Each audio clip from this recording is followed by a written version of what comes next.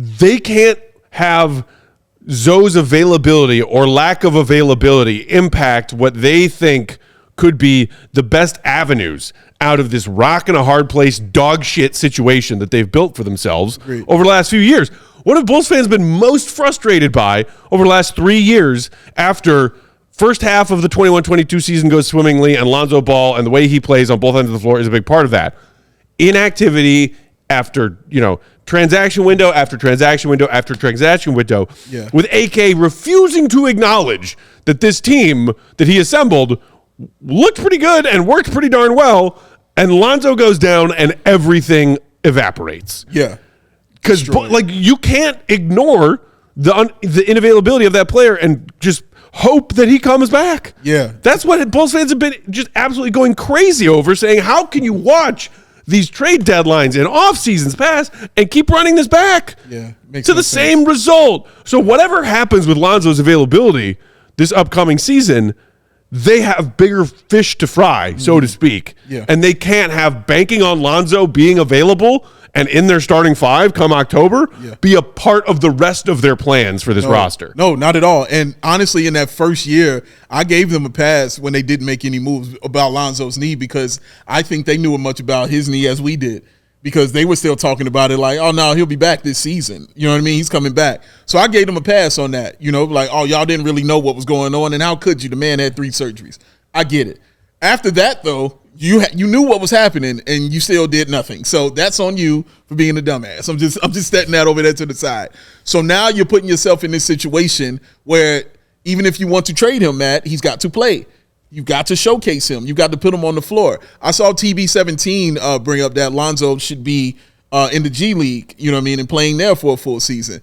Honestly, I don't think that's terrible, but I don't think he'll be there for the full season. Maybe some games, because you just want to see if he is okay. Yeah. And if he can handle certain things. Yes, I understand that. But Lonzo is not going to stay there. You know what I mean? He's going to have to be on the floor to play, because again, he's going to have to be an asset for this team. That's the thing for Lonzo. He's got to be the asset for the Bulls, man, because they got to get something out of this, a 4-year, $20 million a year deal.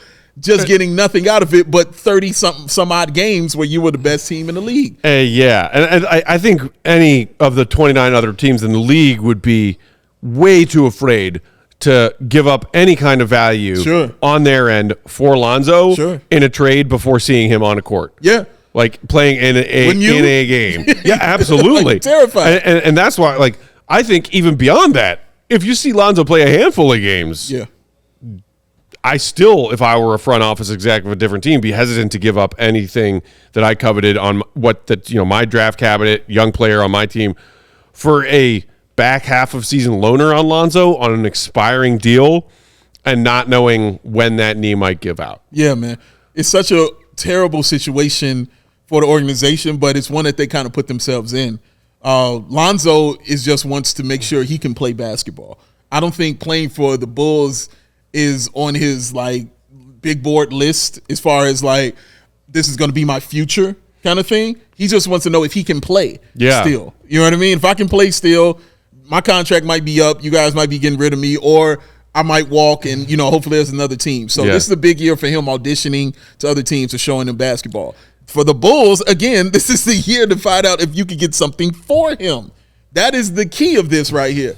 Can you get something for Lonzo? Is he still good enough out there on the floor to where I could point to another team and say, hey, this dude can still play. He can help your squad. What do you want to hand me over for him? I know it's a risk, so you're not going to get a lot for him, but that's, again, the situation that you're in. That's the reality of it. You got to deal with that part of it, man, because at the end of the day, you don't want to let it walk for nothing, but it might be that case if he doesn't have the season that we think he might have. I mean, if he can string together playing most every game, being available to play most every night. That's huge. From October to October through December, and then January when some of those trade talks really start to pick up steam. Yeah. Then maybe there are some teams out there who are like, okay, he's proven that he is out there and available. trying to supplement that with a G League appearance, as somebody proposed in the comments. I'm with I think it was Alex in the comments who said Lonzo's not playing the G League. He's a star. Like, yeah, exactly. Lonzo would average a quadruple double. Exactly. In but the G League. But I think it's so gave him to go there for a few games just to see if it's all right. You know what I mean? Before I test it out on the floor. You know, because he hasn't played basketball in like 2 years, bro. Like, no, go to the G League for a couple games, and not even a long time, but for a couple games, move around, let me see it. I want to make sure you cool, bro. That's it. Not that you won't dominate everybody there, but I need to know that you're okay. I have to know that you have not been on the floor in 2 years, bro. Sid B asking in the comments, why would you trade Lonzo if he shows you that he can still play?